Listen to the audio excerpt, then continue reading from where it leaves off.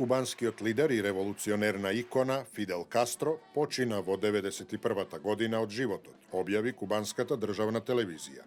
Ел Команданте ја загуби битката со болеста и годините и неговата смрт представува крај на една ера и заминување на еден од најпознатите и најконтроверзни светски лидери. Телевизиското обраќање на Раул Кастро беше кусо и заврши со зборовите на латиноамериканскиот герилски водач Че Гевара за секогаш до конечната победа. Со длабока тага ви соопштувам дека на 25 ноември 2016 во 22 часот и 29 минути почина командантот на кубанската револуција Фидел Кастро. Во согласно со последната желба на другарот Фидел, неговите остатоци ќе бидат кремирани за секогаш до конечна победа. Во Куба ќе биде прогласена повеќедневна жалост. Фидел Кастро, човекот кој го симна од власт диктаторскиот режим на Фулгенсија Батиста и ја врати Куба на народот, е обожуван во поголемиот дел на земјата која ја водеше речиси 50 години пред да го препушти председателското место на братот Раул во 2008 година.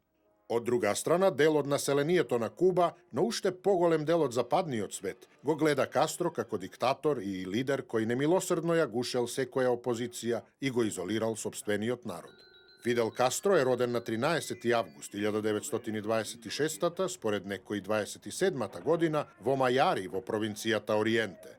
Во 1950 година завршил правни науки на Универзитетот во Хавана. По завршувањето на факултетот, Кастро планирал да се кандидира за пратеник во кубанскиот парламент на изборите закажани за 1952, но генералот Фулгенсио Батиста извршил воен удар и ги откажал изборите.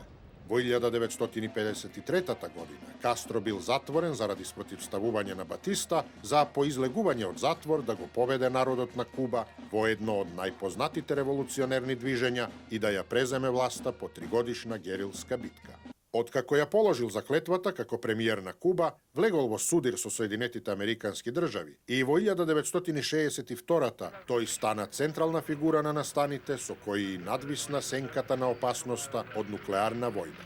Кастро му дозволи на тогашниот Советски сојуз да одговори на ширењето на вооружувањето низ Европа од страна на САД и размести балистички ракети со нуклеарни боеви глави. Уште пред шпионските авиони на САД да ги снимат ракетите во околината на Сан Кристобал, Џон Кенеди беше свесен на чија страна е Куба.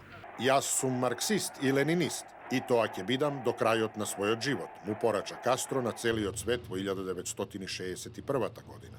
Кога кубанската ракетна криза ја отпочна студената војна, блокадата од страна на САД ја замрзна Куба во времето и Фиделовата земја ја направи уште поединствена на светот. Единствен беше и нејзиниот долгогодишен лидер, кој успеа за 5 децении владење да преживее неколку американски атентати, како и безброј лажни вести за неговата смрт во годините во кои се бореше со болеста. Кастро беше и лидер на движењето на неврзаните, а ќе остане запаметен и дека бил во одлични односи со маршалот Јосип Броз Тито. Тој ќе остане запаметен и по своите повеќечасовни говори, а еден од последните говори му беше во април, кога и навести дека му наближува смртта.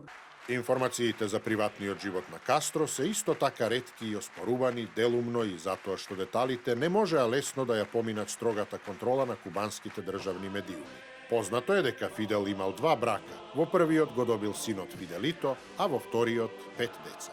Покрај тоа се зборува дека имал и низа љубовници,